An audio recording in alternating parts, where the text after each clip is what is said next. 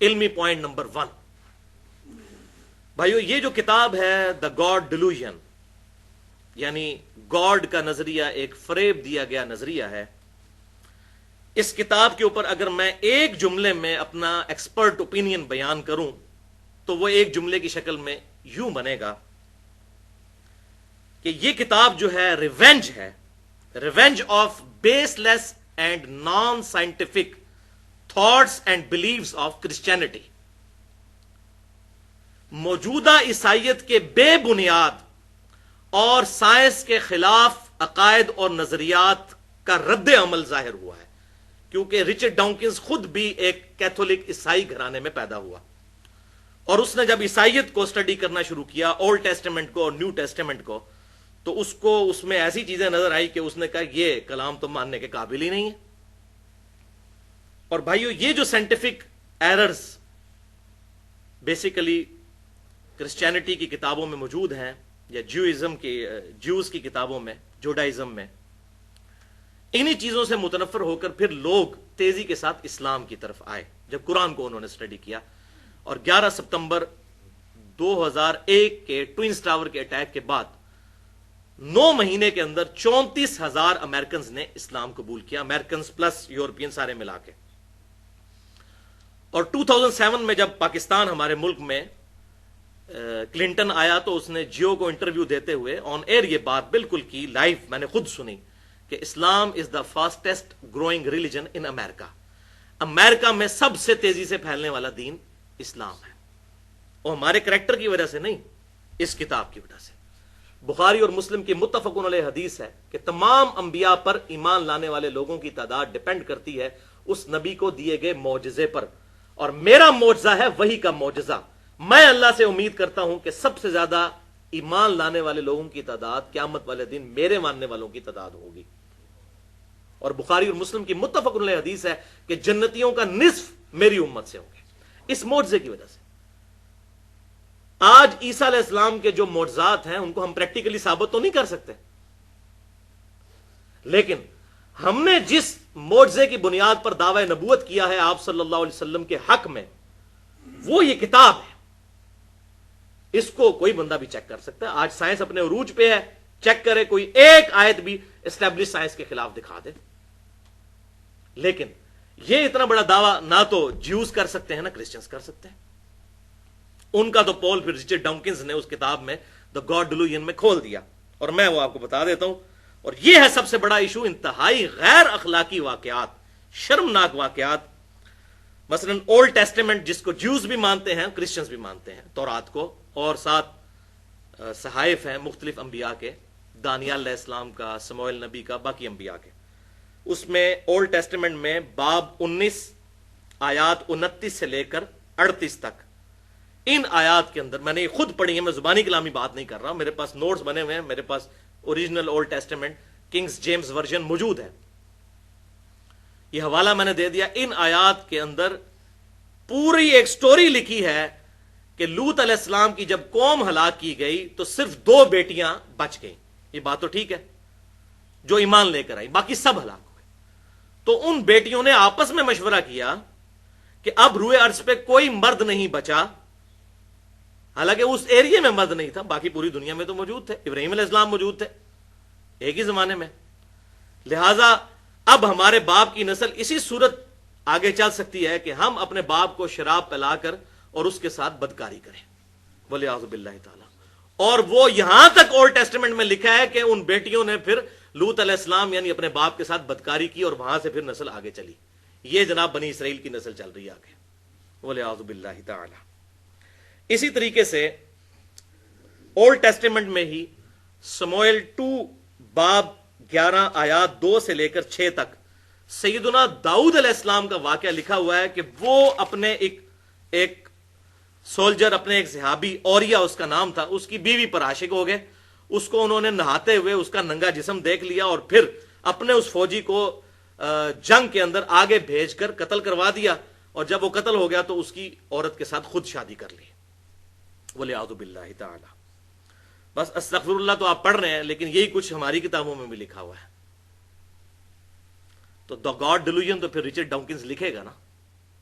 یہ سیم واقعات، یہ داؤد علیہ السلام کا واقعہ کشف المحجوب میں لکھا ہوا ہے، صحب اور سگر کے چیپٹر کے اندر. اور اس سے بھی ایک سٹیپ آگے بڑھ کے اسی کتاب صحب اور سگر کے اندر ہمارے نبی صلی اللہ علیہ وسلم کا بھی سکینڈل بنا کے لکھا ہوا ہے، وَلِعَوْذُ بِاللَّهِ تَعَالَى.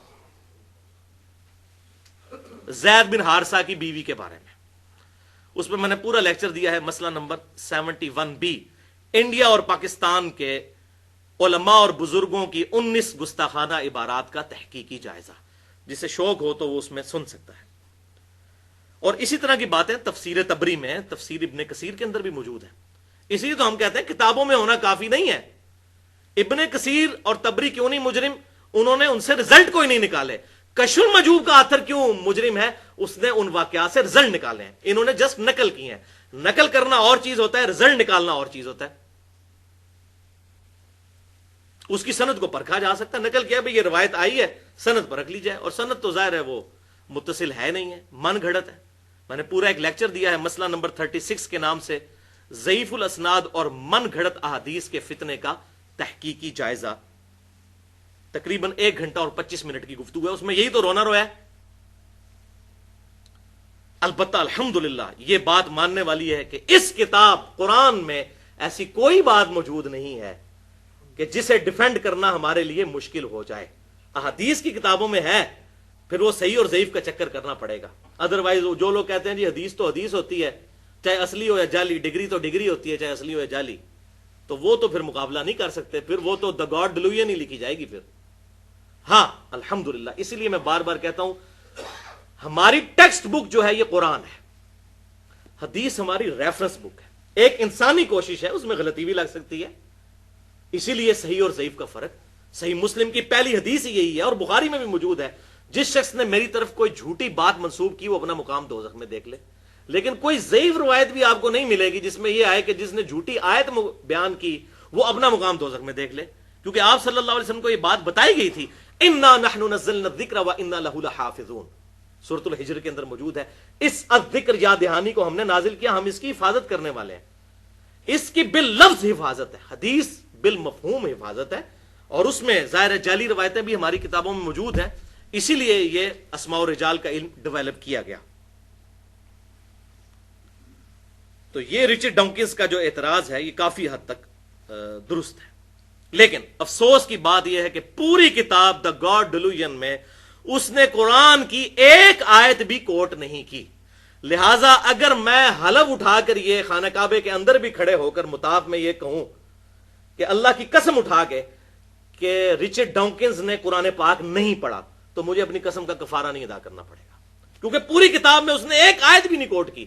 اتنے واقعات اولڈ ٹیسٹمنٹ نیو ٹیسٹمنٹ سے کوٹ کیے، کوئی قرآن کا بھی ایک واقعہ ایسا نقل کیا جاتا، کوئی آیت نقل کی جاتی، کوئی اعتراض کیا جاتا، تو کتنا بڑا ظلم ہے کہ دنیا میں ایک اتنا بڑا ریلیجن ہے اور آپ اس کی کتابوں کو ڈسکس ہی نہ کریں اور صرف ماننے والوں کو دیکھیں.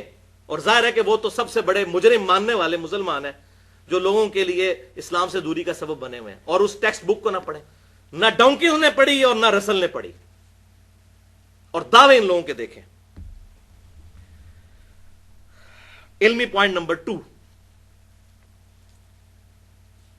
اور وہ ہے بھائیو، رچرڈ ڈاکنز نے اعتراض کیا ہے پرٹیکولرلی جو مسخ شدہ پرورٹڈ قسم کی مذہبی نیچر ہوتی ہے.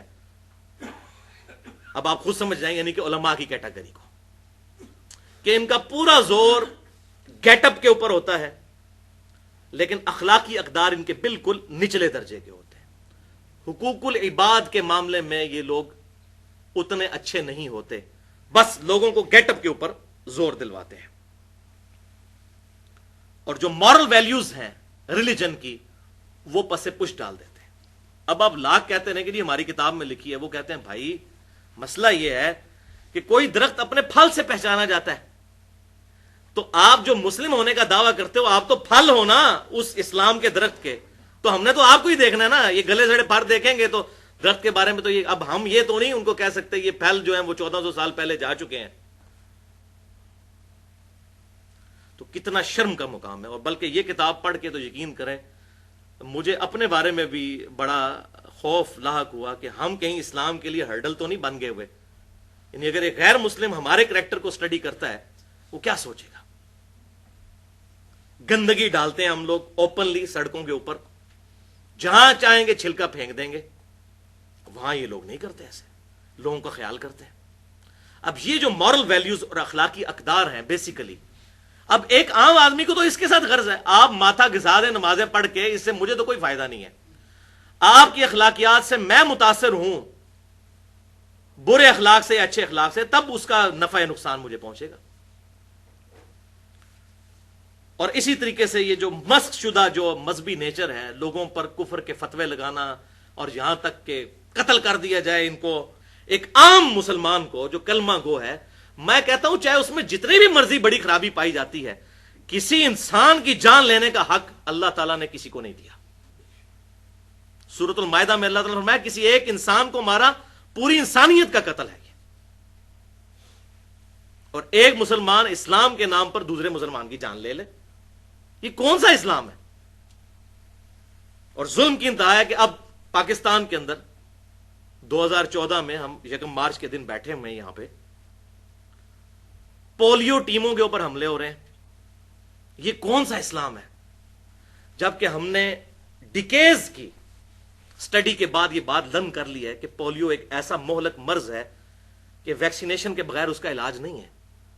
लोग माजूर हुए पड़े हैं, देख लें, पूरी पूरी जिंदगी के लिए पूरे पूरे खानदान डिस्टर्ब है। और फिर जनाब अब हत्ता के इमाम काबा को कॉन्फ्रेंस करवानी पड़ी है। मैं कल टीवी पे देख रहा था, उसने फतवा दिया कि जनाब ये पोलियो टीमों पे हमला ना करें, पोलियो के कतरे पिलाना कोई गैर शरी नहीं है। यानी इनका इस्लाम आप देखें कहां पे आके रुका हुआ है। इनसे पूछें कि ईमानदारी से बताओ पिछले साल में कितनी नमाजें फजर की आपने तकबीर उला से पढ़ी हैं, जो इस्लाम की बुनियाद है। और इस तरह इस्लाम का इमेज गलत, फिर खुदकश हमलों के जरिए अवामुन नास को निशाना बनाना। ठीक है, इसमें यह बात भी सही है कि अमेरिका भी अपने मकासद की खातिर यह काम कर रहा है, लेकिन हम भी पाकिस्तान में भाई रहते हैं, हमें भी पता है इस वक्त हमारे मुल्क के अंदर क्या हो रहा है। जितना मर्जी पर्दा डालें तो हकायक तो सारे के सामने। यही मामला जो है क्रिश्चियनिटी के अंदर भी रिचर्ड डॉकिंस ने ऑब्जर्व किया कि कैथोलिक और प्रोटेस्टेंट वहां पे लड़ते हैं एक दूसरे के खिलाफ कत्ल के फतवे, जिस तरह यहां पर शिया सुन्नी की बुनियाद पे एक दूसरे को कत्ल किया जा रहा है। अभी मैं वो रिपोर्ट सुन रहा था कि ये जो पाकिस्तान के तालिबान हैं, इनके 50% जो ग्रुप्स हैं, उनके अमीर लश्कर जंगवी के एक्स बड़े बड़े मुजाहिदीन हैं। और लश्कर जंगवी हमसे कोई भूला हुआ है, जो सवाए देवबंद के दुनिया के हर मुसलमान को काफिर समझते हैं अलल ऐलान। तो जब ये लोग वहां जाएंगे तो जाके क्या इस्लाम फैलाएंगे? अपने मसले की बात करेंगे ना। ये इनकी हिस्ट्री है। जो उनकी डिमांड जायज है, मैं उस डिमांड के ऊपर बात नहीं करता, वो पूरी नेशन की डिमांड है। बात तरीके पे हो रही है। इसी तरीके से यहां से भी अगर कोई ज्यादती करता है गवर्नमेंट की तरफ से या फौज की तरफ से, अगर ज्यादती होती है, हम उसको कंडेम करते हैं।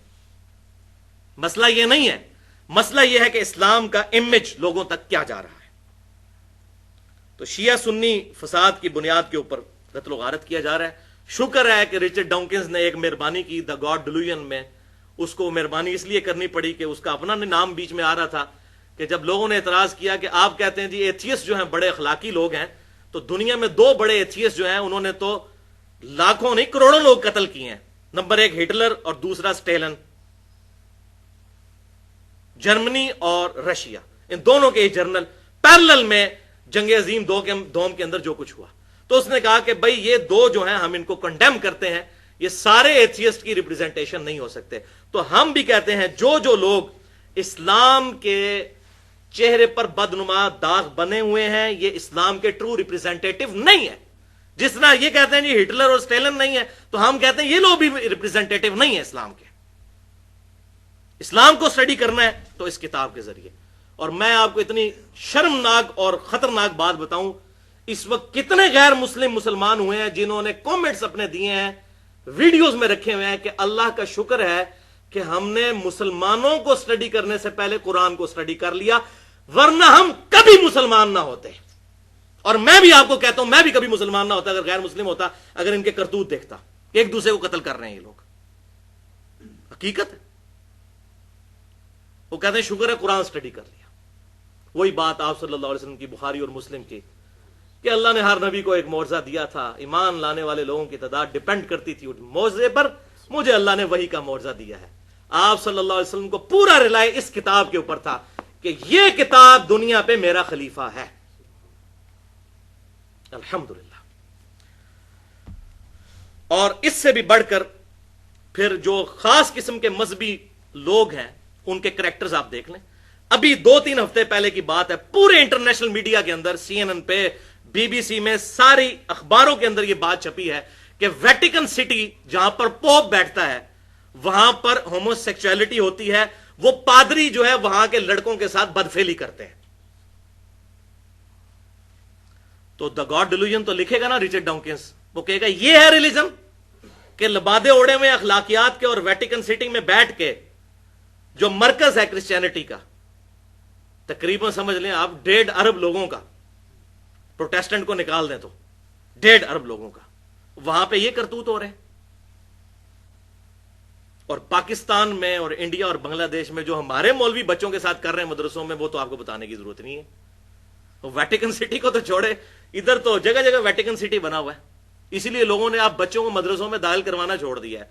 दिन के वक्त भेजते हैं, शाम को वापस ले आते हैं, भाई रात नहीं वहां गुजारने देनी। तो यहां भी वही सूरत हाल बनी हुई है। वलियाज़ु बिल्लाहि ताला। तो बात बिल्कुल ठीक है जो न्यू मुस्लिम्स की, कि अगर हम कुरान को स्टडी ना करते, सिर्फ मुसलमानों को स्टडी पहले कर लेते, जाहिर है मुसलमानों को स्टडी कर लेते, फिर कुरान को भी स्टडी ना करते। अब पता चला कि सबसे बड़े इस्लाम के दुश्मन हम मुसलमान हैं। अब ये जितनी मैं गुफ्तगू कर रहा हूं, मैंने तो अल्हम्दुलिल्लाह ये लेक्चर तैयार करते हुए बड़ी दफा तौबा की है कि मैंने अपनी इस्लाह करनी है। हम लोग भी सारे कोशिश करें और दुआ करके उठें कि हमने आज के बाद इंशाअल्लाह अपनी इस्लाह करनी है। हमने इस्लाम के लिए हर्डल नहीं बनना, बल्कि इस्लाम की दावत का जरिया बनना है। अलबत्ता रिचर्ड डॉकिंस का यह कहना उस किताब के अंदर कि शरीयत की पाबंदी जो है ये नेगेटिव साइकोलॉजी डेवलप कर देती है, कि आप हर काम करने से पहले सोचते हैं कि मैं ये करूं या ना करूं, इस तरह सोच सोच के बंदा पागल हो जाता है। तो ये शरीयत की जो पाबंदी है ये बहुत बड़ा जो है वो रिलीजन का नेगेटिव पॉइंट है। तो ये बात उसकी बिल्कुल गलत है। हम प्रैक्टिकली भी चेक कर सकते हैं। खुद एक मियां बीवी का जो रिलेशनशिप है उसका जो बॉन्ड है 2 चीजों के ऊपर डिपेंडेंट है। नंबर 1 सेक्स और नंबर 2 औलाद। तीसरा कोई बॉन्ड नहीं है मियां बीवी के रिलेशनशिप का। अब मुझे बताएं, अगर फ्री सेक्स हो, मियां जो है वो सिर्फ अपनी बीवी के साथ खास ना रहे बल्कि हर जगह मुंह मारता रहे कि जी ठीक है, आजादी है, फ्रीडम है, जो मर्जी करते रहो, क्या पाबंदी करना, इसी तरीके से बीवी भी यही करती रहे, तो मुझे बताएं कि ऐसे मर्द और औरत मिलके किसी खानदान को वजूद बख्शेंगे? इसीलिए कुरान पाक की तालीमात देखें सूरह अन-नूर के अंदर कि मुमिन मर्दों को कहो कि अपनी निगाहें नीची रखें और मोमिन औरतों को कहो कि अपनी निगाहें नीची रखें। हाथ लगाना या कोई सेक्सुअल एक्टिविटी करना तो बड़ी दूर की बात, निगाह भी नीची रखी जाए, इसके अंदर पाकीज़गी है। और ये मैं आपको बिल्कुल प्रैक्टिकली, अपनी प्रैक्टिकली और दावे के साथ ये बात करता हूं कि जो मियां बीवी इन चीजों का ख्याल रखते हैं उनके दरमियान सेक्सुअल बॉन्ड भी मजबूत रहता है और औलाद की बुनियाद पर भी बॉन्ड मजबूत रहता है। तो लिहाजा शरीयत बहुत बड़ी नेमत है।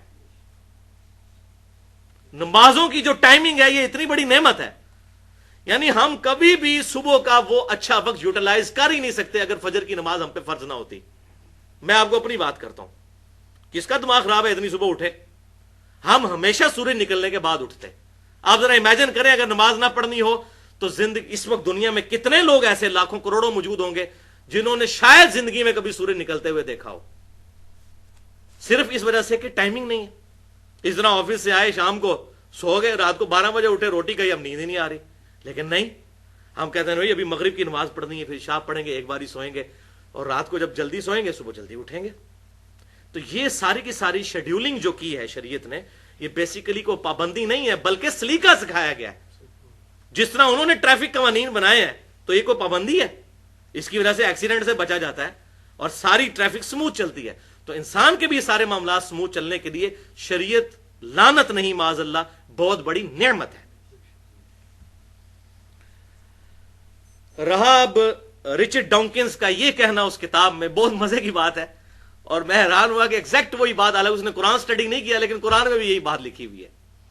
وہ یہ کہتا ہے کہ اگر یہ لوگ سمجھتے ہیں کہ آخرت کی زندگی کوئی زندگی ہے تو انہیں تو بےتابی کے ساتھ موت کا انتظار کرنا چاہیے، لیکن دنیا پرستی میں اتنے آگے ہوتے ہیں یہ لوگ کہ راتوں رات امیر بننے کی کوشش کرتے ہیں. ان کو کہ اگر مرنا ہے تو کہتے ہیں میں نے تو ابھی مرنا ہی نہیں ہے. تو اگر واقعی آخرت کی زندگی ایسٹ ہے تو انہیں تو مرنے کے لیے تیار ہونا چاہیے. تو یہ اعتراض اس کا بالکل صحیح ہے. قرآن پاک بھی یہی کہتا ہے کئی جگہ پہ یہودیوں کو ٹانٹ کرتے ہوئے کہ اے یہودیوں، سورہ الجمعہ میں بھی آیا کہ اگر تمہیں واقعی یہ زوم ہو گیا نا کہ تم اللہ کے محبوب بندے ہو اور اللہ کے بڑے لاڈلے ہو تو موت کی تمنا کرو. اور اللہ تعالیٰ فرماتا ہے یہ کبھی موت کی تمنا نہیں کریں گے ان اعمال کے سبب جو انہوں نے آگے بھیجے ہیں. واقعی جس کا آخرت پہ یقین ہے، آخرت کی زندگی اس کے لیے ہر وقت سامنے ہونی چاہیے. دنیا کی زندگی اس کے لیے لائبلٹی ہونی چاہیے. اصل ایسٹ تو آخرت کی زندگی ہے. اور یہی آپ دیکھ لیں صحابہ کرام علیہم رضوان کو کہ موت کا وقت آتا تھا تو خوش ہوتے تھے. کتنے واقعات موجود ہیں کہ نبی صلی اللہ علیہ وسلم سے ملاقات ہوگی. ٹھیک ہے، سیدہ فاطمہ کا تو موجود ہے، بخاری اور مسلم کی متفق علیہ حدیث ہے. کان میں ایک بات کہی تو رو پڑی اور ایک بات کہی تو ہنس پڑی. روئی تھی اس بات پہ کہ آپ صلی اللہ علیہ وسلم دنیا سے تشریف لے جا رہے ہیں، اور ہنس پڑی اس بات کے اوپر کہ آپ نے فرمایا کہ سب سے پہلے تم مجھے آ کے ملو گی. تو وہ تو مرنے سے پہلے ہی ہنس رہی تھی، موت کی تلاش میں تھی. اسی طریقے سے صحابہ کرام علیہم رضوان نے میدان جنگ میں قتال کے دوران اپنی جانیں جو اللہ کے سپرد کی. واقعی جان ہتھیلی پہ رکھ کے نکلتے تھے وہ لوگ. تو اگر واقعی آخرت کی زندگی کا کانسیپٹ ہے تو پھر آخرت کی زندگی سے پیار کا تقاضا یہ ہے کہ موت کا انسان مشتاق رہے، اور وہی مشتاق رہے گا وَلَا تَمُوتُنَّ إِلَّا وَأَنْتُمْ مُسْلِمُونَ. دیکھنا تمہیں موت نہ ہے مگر اس حال میں کہ مسلمان مرنا. اگر اعمال اچھے کیے ہوں گے تو یقیناً انسان کی تو دنیا سے یہ آزادی ہے. صحیح مسلم میں حدیث ہے کہ دنیا کی زندگی مؤمن کے لیے قید خانہ اور کافر کے لیے جنت ہے. تو قید خانے سے نکلنے پہ خوشی ہونی چاہیے. تو یہ بات بالکل ٹھیک ہے، اور الحمدللہ مسلمانوں میں ایسی کافی تعداد موجود ہے کہ جو اس کوشش میں ہوتے ہیں کہ اللہ تعالیٰ کی حضور ہماری حاضری ہو اس حال میں کہ اللہ ہم پر راضی ہو، تو وہ موت سے گھبراتے نہیں ہیں آج بھی الحمدللہ. علمی پوائنٹ نمبر 3، اور وہ ہے بھائیو فریڈم آف ایکسپریشن سے ریلیٹڈ. رچرڈ ڈاؤکنز نے دا گاڈ ڈیلوژن میں اعتراض کیا ہے کہ جتنے مذہبی لوگ ہیں ان میں حوصلہ نہیں ہوتا بات سننے کا. اگر کوئی ان کے مذہب پر اعتراض کر دے تو یہ اس کو قتل و غارت تک اتر آتے ہیں. یہ بات بالکل ٹھیک ہے. قرآن دیکھیں واضح طور پر کہتا ہے لا اکراہ فی الدین قد تبین الرشد من الغی. دین کسی کو زبردستی قبول نہیں کروایا جا سکتا، حق گمراہی سے واضح کر دیا ہے اللہ تعالیٰ نے. من چلے گا سودا، جو چاہے خود قبول کرے، جس نے نہیں کرنا نہ کرے. زبردستی دین میں کسی کو داخل نہیں کیا جا سکتا. اسی طریقے سے قتل مرتد کا جو مسئلہ ہے وہ بھی اتنا سیدھا نہیں ہے کہ ایک بندہ پیدائشی مسلمان تھا وہ عیسائی ہو گیا تو واجب القتل ہو گیا. کیوں؟ وہ تو ایک ڈیلوژن لے کے چل رہا تھا، تو ایک ڈیلوژن سے دوسرے ڈیلوژن میں چلا گیا. وہ کوئی فرق نہیں. اس نے کون سا پوری کنوکشن کے ساتھ ایمان قبول کیا تھا؟ ہاں، جو فساد فی الارض کرے اس کا معاملہ جو ہے وہ تو دنیا کے اندر جتنے بھی غدار لوگ ہیں ان کو تو ملکوں کے قوانین خود سزا دیتے ہیں. فساد فی الارض کے کانٹیکسٹ میں قتل مرتد کا معاملہ ڈیفرنٹ ہے. باقی عموماً جو یہ معاملہ ہے یہ اتنا سیدھا نہیں ہے. اسی طریقے سے رچرڈ ڈاؤکنز نے پاکستان کا باقاعدہ اعتراض کیا پاکستان والے معاملے میں کہ پاکستان کے اندر جو گستاخ رسول کی سزا والا قانون ہے 295C، اس نے کہا جی یہ تو جس کا دل کرتا ہے دوسرے کو گستاخ رسول ڈکلیئر کروا کے تو اس کو پھانسی چڑھوا دیتا ہے. اور حقیقت بھی یہی ہے 99% کیسز میں. ابھی 2-3 سالوں میں آپ دیکھ لیں کہ لوگوں نے اپنی ذاتی دشمنیاں نبھانے کی خاطر 295C بلکہ آپ تو اس ملک میں رہ رہے ہیں بھائیوں جہاں پہ یہ کہہ دینا کہ نبی صلی اللہ علیہ وسلم انسان تھے تو اس ملک کے کم از کم 10-12 کروڑ لوگ آپ کو کافر سمجھیں گے. کیوں جی؟ ایسا ہے کہ نہیں؟ تو پھر اس 295C کی کیا حیثیت رہ جاتی ہے؟ اس کا مس یوز ہوگا کہ نہیں ہوگا؟ اور یہ جو امام نے تیمیہ نے کتاب لکھی اور وہ سارے ان کے پھر پیچھے اس وقت بریلوی دیوبندی اہل حدیث شیعہ، میں حیران ہوں کہ ابن تیمیہ سے سارے اختلاف کرتے ہیں سوائے اہل حدیث کے، لیکن یہ ایک مسئلہ ایسا ہے جس پہ ساروں نے امام ابن تیمیہ کو اپنا امام مان لیا ہے، جو اس نے گستاخ رسول والی کتاب لکھی ہے. اور اس میں پتہ نہیں انہوں نے کہاں سے وہ ضعیف روایتیں اکٹھی کر کے یہاں تک امت کو عقیدہ کیا کہہ دیا کہ جی گستاخ رسول کی توبہ بھی قبول نہیں ہے. توبہ استغفار. قرآن تو کہہ رہا ہے کہ اللہ کی گستاخ کی توبہ قبول ہے, جو شرک سے توبہ کر لے. توبہ کا دروازہ تو موت کے غرغرے تک کھلا ہوا ہے. وہ کہتے ہیں نہیں, گستاخ رسول توبہ بھی کرے تب بھی اس کو قتل کرنا ہے, توبہ اس کی قبول نہیں ہے. یہ کس قرآن اور حدیث کے اندر یہ بات لکھی ہوئی ہے؟ اسی لیے میں نے, آپ کو یاد ہوگا, آج سے سال ڈیڑھ پہلے پورا لیکچر ریکارڈ کروایا تھا مسئلہ نمبر 49 کے نام سے. تقریباً 1.25 گھنٹے کی گفتگو تھی گستاخانہ فلم کارٹون سے ریلیٹڈ, اور اس وقت مسلمانوں کو کیا لائے عمل اختیار کرنا چاہیے. اس میں گستاخ رسول کی جو سزا ہے وہ کس کانٹیکسٹ میں کہاں تک درست ہے اور کہاں تک یہ جو فراڈ معاملہ بنایا ہوا ہے انہوں نے, اس میں نے کھول کے بیان کیا. اسی طریقے سے اس نے کہا کہ آپ دیکھ لیں کہ کوئی کارٹون بناتا ہے, یہ پوری دنیا کے اندر توڑ پھوڑ شروع کر دیتے ہیں. تو بالکل ہمارے سامنے ہے. پاکستان کے اندر کیا ہوا تھا, اسی پہ میں نے وہ لیکچر دیا تھا, مسئلہ 49.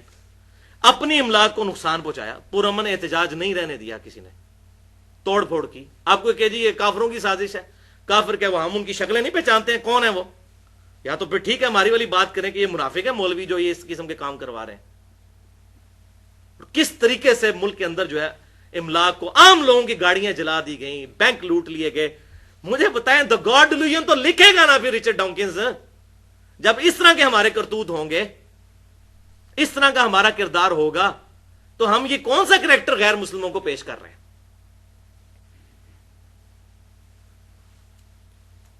کسی کی یہ اب, اور اس میں جو مطلب داڑھی والوں سے زیادہ بغیر داڑھی والے آپ کو آگے نظر آئیں گے توڑ پھوڑ میں. اسی بغیر داڑھی والے کو کہنا کہ بھائی ڈنمارک والوں نے کارٹون میں نبی صلی اللہ علیہ وسلم کی مبارک داڑھی میں بم دکھایا ہے, تے پتر ہوں بننا اپنے پیو دا پتر, تے تو نیت کر آج کے میں داڑھی رکھنا وا, انہیں میرے نبی دی داڑھی وچ بم دکھایا, میں آج داڑھی نیت کرنا وا, اوتے ہی ٹھوس ہو جائے گا. تو اتنا آپ کو محبت رسول نظر آ گئی کہ بھائی انہوں نے داڑھی کے اندر بم دکھایا, آج تو نیت کرنا کہ میں داڑھی رکھتا ہوں, تو میں بھی مانوں کہ تو واقعی محبت رسول, بڑا عاشق رسول جو اپنے آپ کو کہلاتا ہے محبت رسول کرنے والا ہے, تو بن نہ پھر جنا. نہیں, محبت رسول میں, غلامی رسول میں موت بھی قبول ہے. موت قبول اپنی نہیں کہہ رہے ہوتے, دوسروں کی موت جان لینا, یہ ذہن میں رکھیے گا. اپنی موت کی بات نہیں ہو رہی ہوتی ہے, دوسروں کی. دوسروں کو قتل کریں گے, دوسروں کا نقصان کریں گے. ہاں, اپنا تو ایک داڑھی نہیں رکھی جائے گی جناب, وہ جناب ماں کہے گی میں تینوں دودھ نہیں بخشاں گی, اور بیوی نہیں جناب چھوڑے گی, اور یہ نہیں ہوگا وہ نہیں ہوگا. تو یہ کون سی محبت رسول ہے؟ یہ صرف ایک ڈیلوژن ہے, ڈیلوژن. والعیاذ باللہ تعالی.